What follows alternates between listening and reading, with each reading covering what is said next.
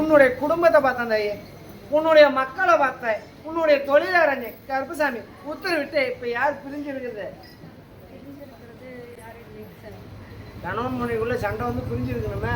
யாரு டைலரிங்? யாரு துணி தைக்கிற? நான் துணி தைப்பேங்க சாமி. ஆனால் முன்னையெல்லாம் தைச்சிட்டு இருந்தோம். நான் என்ன சொல்றேன், டைலரிங் தான் சொல்றேன்.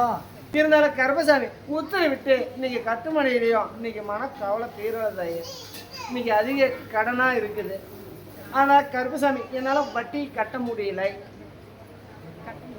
டிரைவராரு வீட்டுக்காரன் டிரைவர். இருந்தாலும் கருப்பசாமி அவனும் எத்தனையோ கஷ்டப்படுறான். 10 ரூபா வந்து சேரல. என்னடா பண்ணுறது? இன்னைக்கு மக்கமாரும் இருக்கிறாங்க, இன்னைக்கு நாங்களே எல்லாம் கஷ்டத்தை இழுத்துட்டு இருக்கிறோம் அப்படின்னு மனசில் நீங்கள் பொங்கிட்டு இருக்கிற. சரியான தூக்கம் மென்மை கெட்டு போய் இருக்கிற.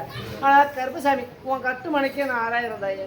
இருந்தாலும் கருப்பசாமி உன் கட்டுமனையில் ஒரு படம் ஒன்று உடஞ்சிருக்குது. குடியிருந்த வீட்டில் இருக்குது சார். அதான் சொன்னேன், அதை எடுத்து கொண்டு போய் ஒன்று ஆற்றுல விடு, இல்லையே விநாயகர் ஆலயத்தில் வச்சுக்கோ.